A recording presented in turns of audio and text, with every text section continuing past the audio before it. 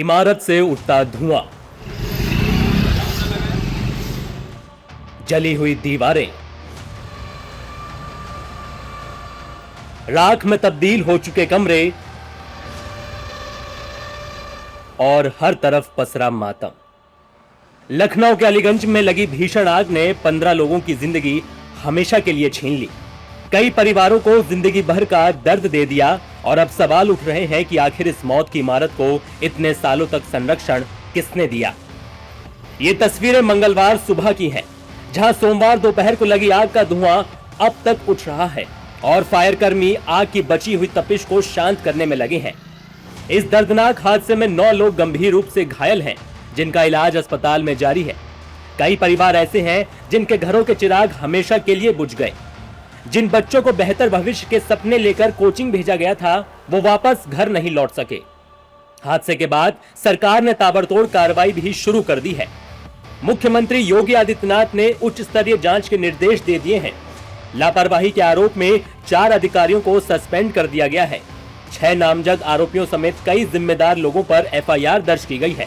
अब तक 4 आरोपियों की गिरफ्तारी हुई है, जिसमें बिल्डिंग मालिक वीरेंद्र कुमार शुक्ला, गेमिंग और एनिमेशन जोन के संचालक तुषांक कृष्ण जायसवाल और सॉफ्टवेयर डेवलपर रामकृष्णा को गिरफ्तार किया गया है। आग लखनऊ में लगी, लेकिन इस हादसे ने दिल्ली तक को हिलाकर रख दिया।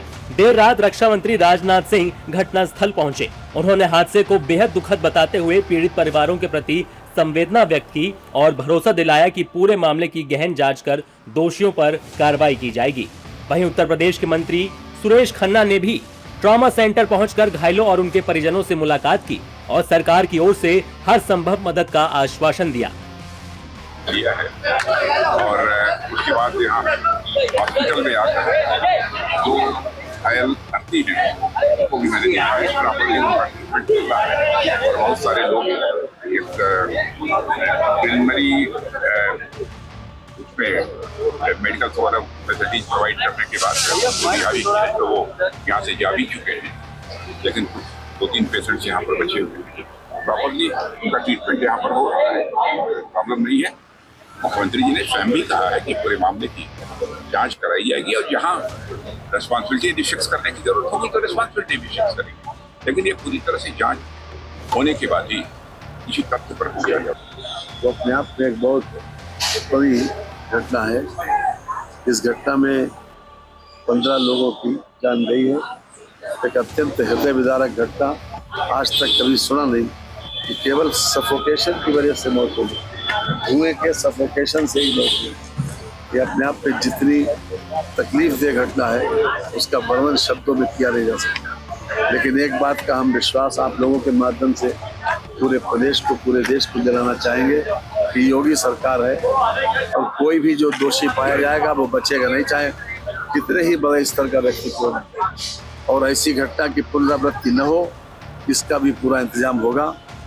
लेकिन जैसे जैसे जांच आगे बढ़ रही है, हादसे के पीछे की सच्चाई और भी डराने वाली तस्वीर पेश कर रही है। जो बिल्डिंग आग में जलकर खाक हुई, वो मूल रूप से रिहायशी मकसद के लिए बनाई गई थी, लेकिन नियमों को दरकिनार कर उसे कमर्शियल कॉम्प्लेक्स में बदल दिया गया। हैरानी की बात यह है कि हाउस टैक्स रिकॉर्ड में आज भी ये इमारत रेजिडेंशियल प्लान के तौर पर दर्ज है। इतना ही नहीं, बिल्डिंग मालिकों ने कभी फायर डिपार्टमेंट से NOC लेना जरूरी ही नहीं समझा। नियमों में मौजूद खामियों का फायदा उठाकर सालों तक कारोबार चलता रहा और जिम्मेदार विभाग आंखें मूंद बैठे रहे, जिसकी कीमत 15 लोगों को चुकानी पड़ी। अब इस अग्निकांड पर सियासत भी शुरू हो गई है। विपक्ष, खासकर समाजवादी पार्टी, योगी सरकार पर हमला करने का कोई मौका नहीं छोड़ रही है। समाजवादी पार्टी ने सरकार और प्रशासन पर सवाल उठाते हुए पूछा है कि आखिर इतनी बड़ी खामियां पहले क्यों नहीं दिखाई दी। देखिए, उत्तर प्रदेश की राजधानी लखनऊ के अलीगंज में आज जिस तरीके से ये घटना घटित हुई, जिसने अंदर तक हिला करके रख दिया। मैं समझता हूँ कि हम सुनने में आया कि 15 मासूमों की जानें चली गई और शायद 5-10 जो है उपचाराधीन है। तो यही कहना चाहते हैं कि आखिर फायर ब्रिगेड की गाड़ी आने में बहुत विलम्ब हो गया। सुनते हैं कि शायद 1 घंटा 1.5 घंटे बाद जो है फायर ब्रिगेड की गाड़ी है। अच्छा, यहाँ पे बिल्डिंग 8-10 साल से यहाँ पे बंद करके तैयार थी अभी यहाँ पर कुछ दिन पहले जो है यहाँ पर टायर की शॉप हुआ करती थी, लेकिन उसके बाद यहाँ पर पेट शॉप खुल गया था। तो ये सरकार के एलडीए के लोग तब तक शांत होते, उनको क्या पता नहीं था कि जो बिल्डिंग नॉर्म्स के तहत बनी है या नहीं बनी है, सारी फॉर्मेलिटीज पूरी है नहीं पूरी है। हम समझते हैं शायद मुख्यमंत्री जी भी थोड़ी देर पहले आए थे और एक कमेटी के गठन की बात करके गए। हम समझते हैं कमेटी की गठन आज इतनी जाने चलेगी, कमेटी का गठन, कमेटी अगर अपनी जांच रिपोर्ट दे भी देगी तो उससे क्या जो मौतें हो गई लोगों की, क्या वो बच्चे बेचारे मासूम बच्चे या जिन लोगों ने अपने बच्चों को खोया है, क्या उनके बच्चे वापस आ जाएंगे? तो हम समझते हैं कि आगे जो भी ऐसी इस तरीके की बिल्डिंग बने या आज ये अलीगंज जो पूरा कोचिंग हब बना हुआ, तो मैं अभिभावकों से, उनके पेरेंट्स से मैं यही कहना चाहता हूँ कि आप कोचिंग सेंटर्स में या इस तरीके की जगहों पे आप फीस बाद में जमा करना, पहले उनकी सारी बिल्डिंग के सारे नॉर्म्स देख लेना, फॉर्मेलिटीज देख लेना, उनकी फैसिलिटीज देख लेना। अच्छा, जो यहाँ पे बिल्डिंग है इसमें कितने किलोवाट का बिजली कनेक्शन था? आखिर अगर बिजली कनेक्शन ज्यादा किलोवाट का होता है तो ओवरलोडिंग की वजह से जिस तरीके से शॉर्ट सर्किट हुआ और सुनने में आ रहा है कि ऊपर का छत जो था वो बंद था, अगर उसमें ताला नहीं लगा होता, अगर बच्चे का छत पे चले गए होते तो हम समझते हैं कि जिन मासूमों का हम लोगों ने खोया है, आज वो मासूम हमारे बीच में होते, बड़ा पीड़ादायक और बड़ा दुखदायक है। इसमें बहुत ज्यादा कुछ कहने के लिए क्या है, लेकिन मैं इतना जोर कहना चाहता हूँ सरकार के लोगों से, एलडीए के लोगों से, प्रशासन के लोगों से कि जब बिल्डिंग आप लगातार ऊपर से इंस्ट्रक्शन आपको मिलते हैं, प्रशासन बैठे, आला अधिकारी, मंत्री सरकार के लोग कहते हैं तो आपके काम पे झूठे नहीं रहता, उस टाइम आप क्यों नहीं सारी चीजों को देखते हैं, आप उस टाइम क्यों नहीं सर्वे करने का काम करते हैं? देखिए, बहुत ही दुखद घटना थी और हमारी पूरी संवेदनाएं, शोक संवेदनाएं पीड़ित परिवारों के साथ हैं, मृत लोगों के परिवारों के साथ हैं और ये बहुत ही दुखद रहा है।